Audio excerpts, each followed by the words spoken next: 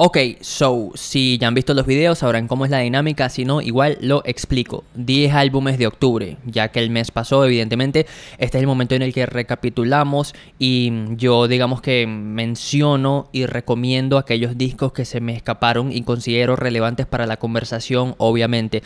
No es en formato reseña, no vamos a profundidad, pero sí es una mención superficial y fugaz para que estemos al tanto de las dinámicas en la industria. A ver, estamos a 2 pasos de diciembre prácticamente, ya está llegando el periodo en el que los que nos dedicamos a esto sufrimos bastante tratando de descifrar las cuestiones y armar una narrativa de cuál disco es más importante que otro para listas de fin de año, así que espérense que por ahí en unas semanas ya vendrán las listas del fucking 2023.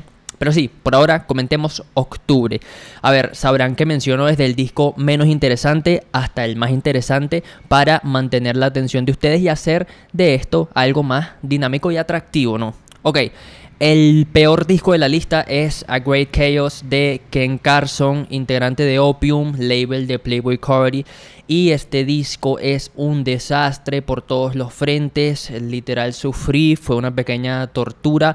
No volvería a escuchar este disco ni que me paguen par de pesos porque acá hay carencia de ideas y hay abundancia de plagio. Esto es un DLC y no un buen DLC como Mob of the Dead o como Buried en Call of Duty Black Ops 2 Zombies. Este es un DLC paupérrimo, sin ningún tipo de inspiración, y es un DLC efectivamente de Whole Lotta Red de Playboi Carti.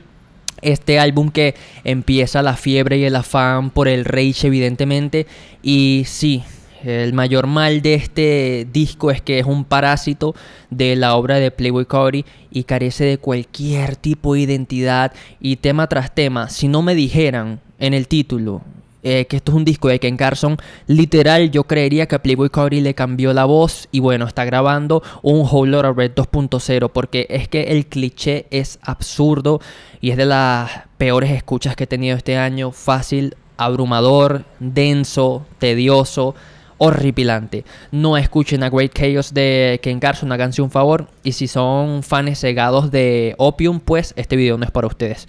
Ok, la segunda inclusión sería Larger Than Life de Brent Faiyaz. Un disco que está lejos de ser tan tedioso y tan mediocre como el anterior mencionado, pero que sí carece en muchos aspectos importantísimos, ¿no? Ya que es un disco que se siente muy monótono y muy unidimensional en producción, que ha sido el mayor defecto de Brent Faiyaz en ocasiones anteriores. No es santo de mi devoción, definitivamente. Considero que tiene una voz muy dulce, muy seductora y muy icónica para la ola de R&B contemporáneo, pero no lo pondría sin lugar a dudas en el mismo escalón que bestias como SZA o como Kali Uchis. Está lejos de tener trabajos igual de trascendentales, importantes e icónicos que las personas que acabo de mencionar. Y sí, lo que me quedo pensando es que hay mucho potencial desperdiciado detrás de lo que Brent Faiyaz está haciendo, porque es un tipo que puede llegar muy lejos si se lo propone, si toma decisiones más ambiciosas en producción y si se rodea del círculo adecuado, ¿no? Eso es lo que pienso. Y ya más adelante vamos a ver un caso de cómo se ejecuta buena R&B en el 2023, pero es un pequeño spoiler. Ahora, a partir de la posición número 3, ya estamos empezando a hablar de discos que genuinamente recomiendo y que genuinamente están bien ejecutados a grandes rasgos, ¿no? Eso nos lleva a El Pez que Fuma de Willy DeVille y Chuchu Bermudas, esfuerzo colaborativo de estos dos veteranos del rap venezolano. El disco evidentemente es alusivo al filme de los 70s de Román Cholbot, director de cine venezolano obviamente, con esta película que es de las más icónicas de nuestro cine a grandes rasgos, ¿no? Hablando de eso, es un disco con una idiosincrasia caribeña muy marcada, hay mucho humor, hay mucho carisma detrás de evidentemente el ejercicio de rap competitivo que es esperable viniendo del portafolio artístico de Willy y Chuchu Bermudas. Es esperable que hayan feats como Lil Supa, pero lo que no era esperable era que en un solo tema metieran a Tech One y Lil Supa. Tech One, oriundo del Under de Puerto Rico, y bueno, Lil Supa para muchos el mejor rapero hispano de la historia, y es sensata su inclusión acá, y me gustaron esa especie de experimentos, y también experimentos como meter skits de Nanutria, que es un comediante venezolano que dinamiza la escucha y a grandes rasgos es uno de los mejores discos de rap venezolano que se han publicado este año. Fácil, recomendado, El Pez que Fuma. Eso nos lleva a la cuarta posición. No me acuerdo de la estrella del rap de Medallo, Oblivion's Mighty Trash. Este disco confirma algo, y es que Oblivion pasa de ser la promesa, el rookie, el joven aspirante al trono del rap de Medallo, a jugar con los pesos pesados definitivamente, porque hacer un álbum bueno puede ser una casualidad, pero lanzar 2 discos buenos y EPs muy consistentes en ese intervalo no es ninguna casualidad. El tipo produce bien, el tipo rapea bien, y acá amplía su universo, y me gusta que no cae en el cliché de replicar la fórmula de los Apocalypse Loops, que de hecho ya reseñé en el pasado en el canal, pueden ir a buscarla. Así que sí, disco sólido, recomendado, buen rap colombiano, anótenlo. Ahora eso nos lleva a Census Designated, del artista estadounidense Jane Remover, que ha trazado un camino bastante importante por la electrónica más internetera y contemporánea, con sonidos como el Daria Core, con su alter ego Leroy, etcétera, etcétera. Y en esta ocasión aborda una especie de amalgama entre el shoegaze, entre el noise, entre el emo, y bueno, esto será comida para el alma de los adeptos a este tipo de subgéneros y tendencias definitivamente. También está marcado por un discurso muy peculiar, muy erótico, muy sadomasoquista, con imágenes bastante visuales sobre sus pasiones sexuales, etcétera, etcétera.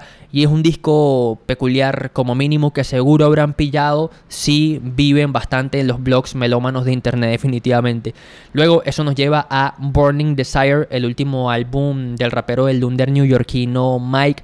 Discazo peculiar, son 24 temas aproximadamente, pero el disco es un gran ejemplo de cómo hacer un álbum de muchísimos temas sin que se sienta tedioso, porque pues claro, gran parte de los temas no llegan ni a los 2 minutos de duración, y son estas especies de cápsulas fugaces que Earl Sweatshirt popularizó desde Some Rap Songs, por ejemplo. Evidentemente hay mucho de ese rapeo como con tedio, rapeo monótono en la forma en que ejecuta Mike, por lo menos en sus deliveries.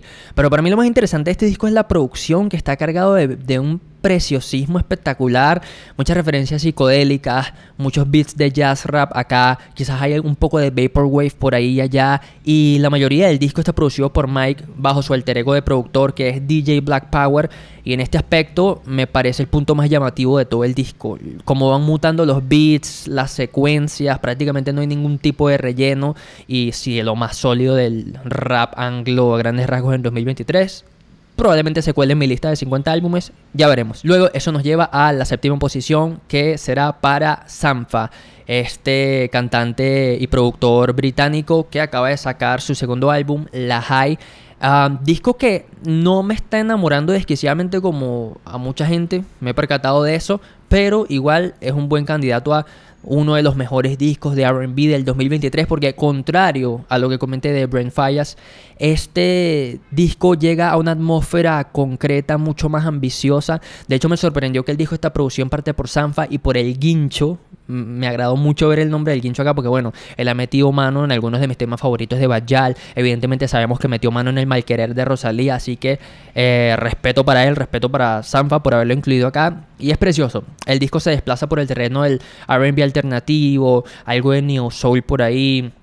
Y hay percusiones interesantísimas, hay muy buen uso de las armonías vocales, como buen disco de R&B, y mira, recomendado. Ahora eso nos lleva a la octava posición, que se lo lleva el genial Vidrio de Titanic, esta especie de dueto colaborativo entre Isla Católica y Mabe Frati. Este es uno de los discos más peculiares en sonido y en atmósfera con los que nos vamos a topar en toda esta lista, ya que hay un cruce interesante entre el mundo del minimalismo, entre el mundo del jazz, entre el mundo de la música orquestal, y también hay ejecución de vocal jazz preciosa por parte de Mabe Frati, muchas líneas en clave poética, un universo, como les digo, muy particular y peculiar. Y bueno, sé que esto va a ser comida para los oídos más inquietos y los que hurgan bastante en los fondos del internet. Seguro van a disfrutar muchísimo este disco, está muy bueno. Ahora eso nos lleva a la novena posición, que va para Javelin, el último álbum del veterano de la música estadounidense Sufjan Stevens. Este entiendo que es algo así como su 10º álbum de estudio, y es un proyecto con un trasfondo bastante denso y conmovedor, ya que este disco está dedicado a su pareja, quien falleció recientemente, y por ende, siendo un disco de cantautor cantautor, con guiños al folk, con guiños al indie, nos vamos a encontrar con letras bastante transparentes, bastante crudas y sí, muy jodidamente demoledoras. Acá la narrativa va un poco sobre Sufjan Stevens rememorando y un poco dialogando entre la aceptación, entre el remordimiento, entre la negación, entre el pasado, entre el presente y un poco haciendo las paces con el luto y con la pérdida. Y siento que es un disco que va a ayudar mucho en un aspecto casi que terapéutico y medicinal a mucha gente que está atravesando por rupturas amorosas, por lutos, por pérdidas familiares, etcétera, etcétera. Y es un disco que habla en gran parte de eso, de la pérdida, de desprenderse de algo y de ese debate natural que surge en la mente de uno de lo hice bien, recuerdo esto y la cagué en aquel momento y tú la cagaste, pero un poco trata de aceptar y no aceptar al mismo tiempo. Y sí, es un disco precioso, precioso, precioso, muy íntimo. Ahora, el 10º disco de la lista y el más recomendado y el que yo más me he disfrutado en lo personal es Me Llama de Gato que Usou Sua, de Ana Frango Elétrico. Música brasilera, Dios, ¿qué te puedo decir? Es una de las escuchas más naturales y fáciles que ustedes van a tener en todo el año. No es un disco que hay que sentarse a escuchar, sino que de hecho es un disco que invita al baile, al movimiento, evidentemente nutriéndose bajo fundamentos rítmicos de la música popular brasilera y sobre todo bajo el funk y bajo el jazz funk. También hay elementos de pop por ahí regados durante todo el disco y en general, viéndolo desde un lente macro, este disco es una gran amalgama entre esta música popular brasilera de la que les hablo, el folclore, lo autóctono, con una mirada un poco más global. Así que no veo nada difícil que aún... Bueno, es que acá caemos un poco en la paradoja, ¿no? Los anglosajones, por ejemplo, los estadounidenses, por lo general, son bastante cerrados con lo que escuchan y hacia dónde miran. Y evidentemente hay una especie de... Sí, hegemonía cultural, definitivamente. Pero a lo que me refiero es que no veo difícil que alguien de Inglaterra, de Estados Unidos, si es verdaderamente melómano, acceda a este disco, porque evidentemente hay letras en inglés también y cruces interesantes con el pop más accesible, por decirlo así. Y sí, discazo, muy movido, muy sabroso de escuchar, evidentemente, funk, y delicioso, delicioso, recomendadísimo. Esa sería la lista por ahora de los discos que se me escaparon en octubre del 2023. Ya estamos a unos pocos días de diciembre, así que pronto esperen la lista de los discos de noviembre y, como les digo, las listas de fin de año. Que tengan un lindo día, tarde, noche, etcétera. Gracias por ver, comenten, suscríbanse, activen la campanita, denle me gusta, todo eso. Recuerden que en la descripción están los links a mis redes, Instagram, Twitter, TikTok, nuestro servidor de Discord, nuestra comunidad de Patreon, donde pueden suscribirse por $5 mensuales y acceder a contenido extra semanalmente. Los quiero y chao.